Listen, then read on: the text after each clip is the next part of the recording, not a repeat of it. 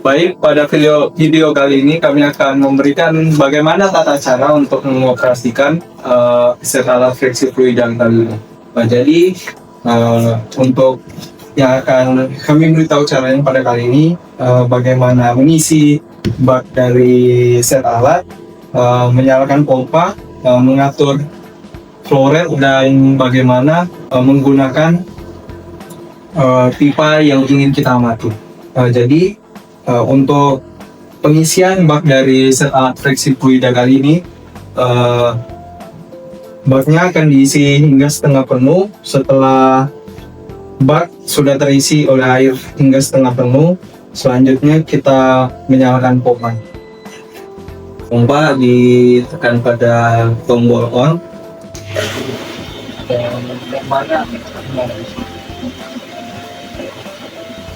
Kita matikan. Untuk mematikannya tekan tombol on.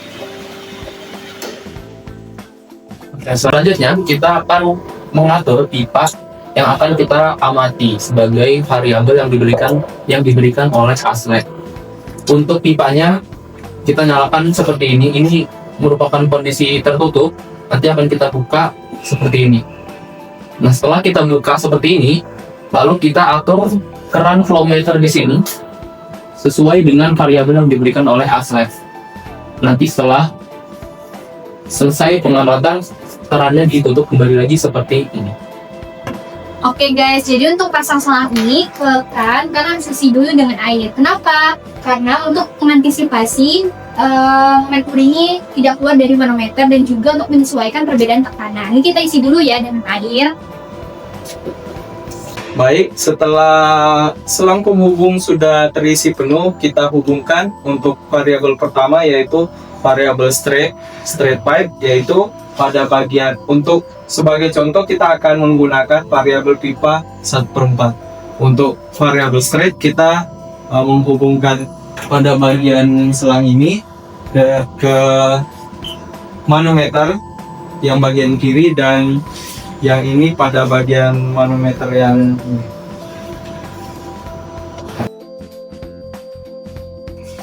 Setelah semuanya terhubung, kita dapat menyalakan keran pada variabel straight pipe secara bersamaan. Pastikan untuk menyalakan secara bersamaan, karena jika tidak, merkuri pada bagian manometer dapat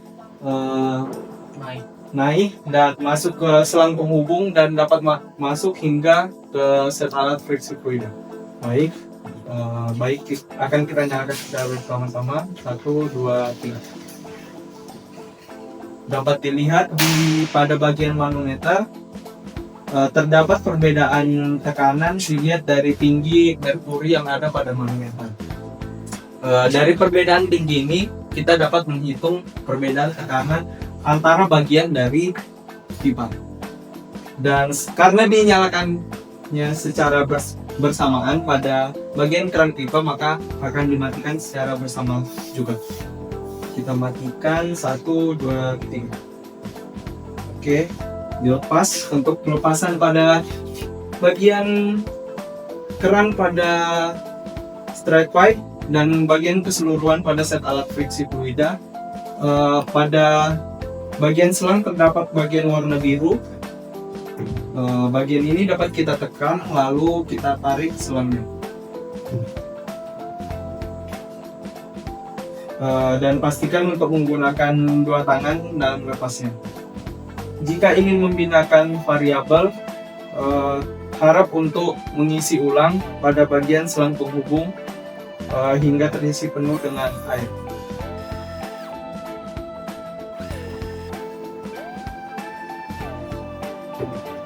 Jika sudah terisi penuh, kita akan pindah dari variabel straight pipe ke variabel setengah halus dari bagian pipa.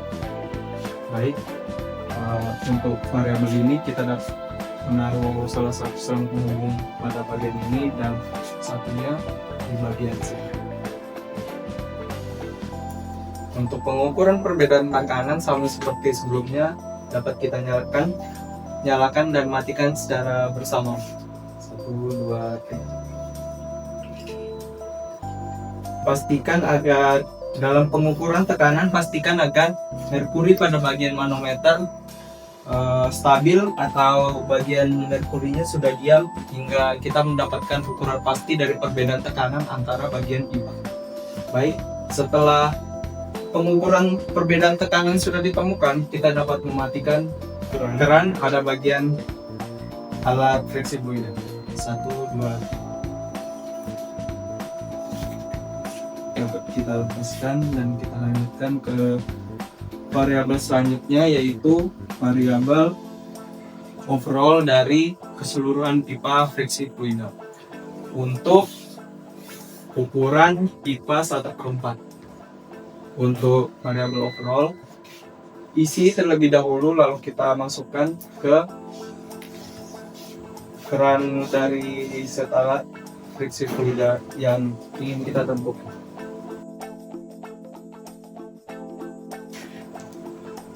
Untuk overall di bagian sini ya. Setelah selang penghubung kita pastikan masuk pada kerannya, dapat kita nyalakan secara bersamaan untuk menghitung perbedaan tekanannya. 1, 2, 3.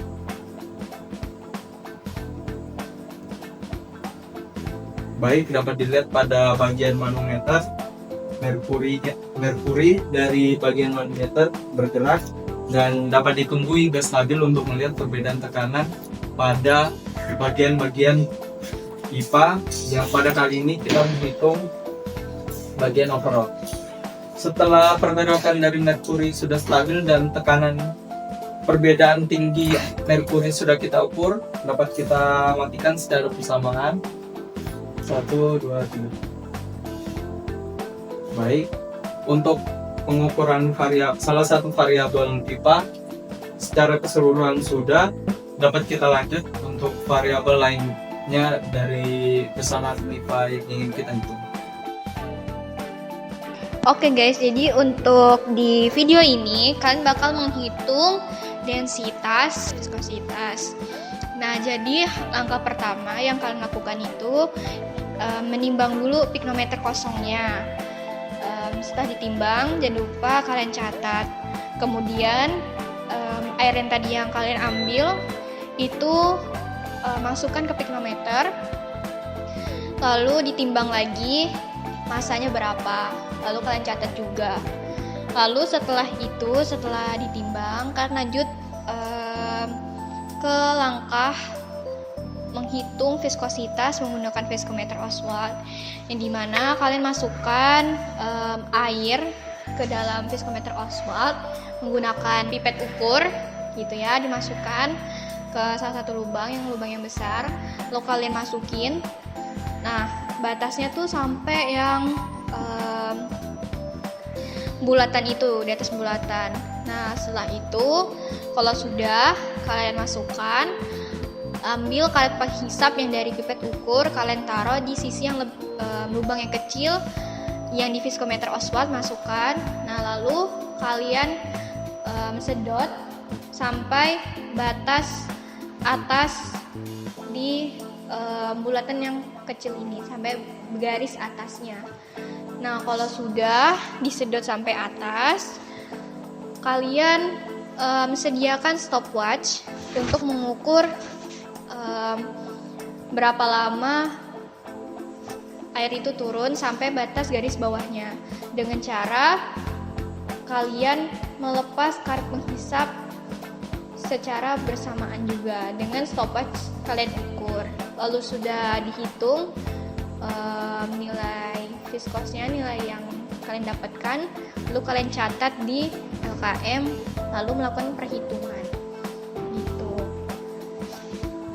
Ya, untuk menghitung viskositasnya itu densitas kali waktu. Nah, itu dilihat juga suhu yang kalian dapatkan di bak tadi diukur berapa, nanti lihat di appendix.